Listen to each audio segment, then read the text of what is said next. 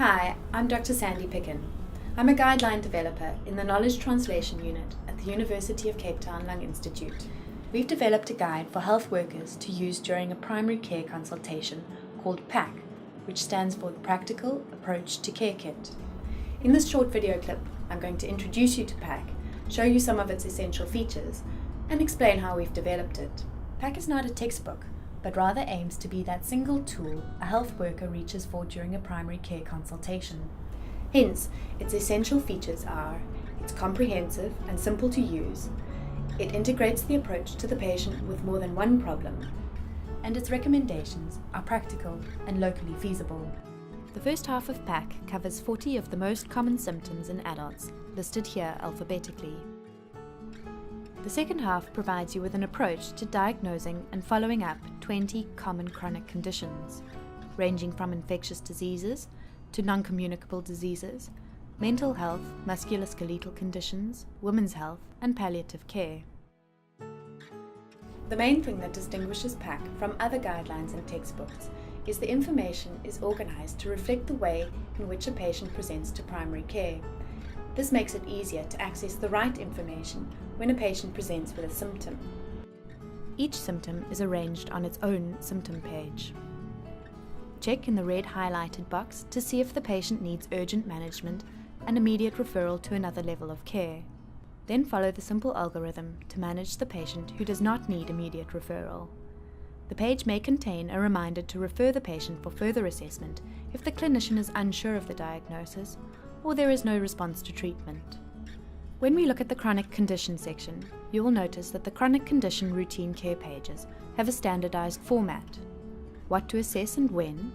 Notice 3 tones of grey indicating history, examination, and investigations. What advice to give the patient, and what medications to prescribe. We've designed PAC to assist the clinician to address the concerns of the patient who may have multiple symptoms and chronic conditions which may or may not yet be diagnosed. The symptom pages prioritize identifying the chronic conditions covered in the second half of PAC, recognizing that many acute problems in adults represent episodes of poorly controlled chronic disease. And the chronic condition routine care pages prompt the clinician to consider common comorbidities. We have made this integrated approach practical, using arrows in the text to direct the clinician to relevant pages. Follow a curved arrow to the page indicated and return to the current page, as there is still relevant information to consider.